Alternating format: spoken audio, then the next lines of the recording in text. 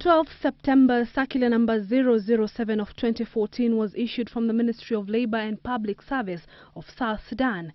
Its contents seeking to radically alter the employment landscape in the three-year-old nation. Foreigners will no longer be employed in certain positions, the ministry giving the private sector a month from now to replace all foreigners, including Kenyans, with locals by the 15th of October. The circular targets all NGOs, banks, insurance companies, telecommunications and petroleum companies, as well as hotels and lodges.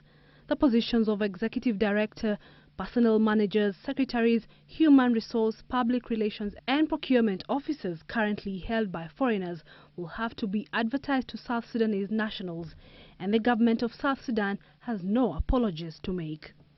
These are laws that are no different from other countries, and these are laws that time has come, because South Sudan as a nation it has to develop laws in order to regulate the employment market. A law that without a doubt has raised concern among African countries including Kenya, which by December 2013, 30,000 of them were working there both in the formal and informal sector. We have actually met as African ambassadors. Tomorrow we have a meeting with the Minister for Foreign Affairs to raise these concerns.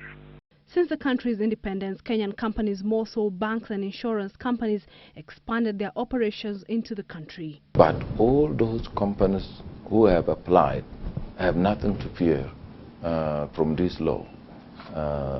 They would have already complied, and the law will take their performance. Well, we are leading in the banking sector in South Sudan, the air transport sector, and the insurance sector. As far as I'm concerned, we are compliant because we have employed, we have in all those sectors. We have over 90% of the workforce actually South Sudanese. So we are compliant as far as the labor laws are concerned. According to the South Sudanese ambassador to Kenya, Mariano Deng, there are between 70 to 100,000 foreigners working in South Sudan, and the law has to be implemented if the rights of South Sudanese are to be upheld. So there is no reason now and in the future and ever South Sudanese will ever contemplate of stabbing a Kenyan at the back. That is not there, and it will not happen. This comes after 8 months after war broke out in South Sudan. The Kenyan government forced to rescue thousands of Kenyans trapped there. Businesses were destroyed in the process, a number of them Kenyan. And according to the Kenyan embassy, 14,000 of those that fled have since returned to South Sudan. Esther, Kahumbi, The Big Question.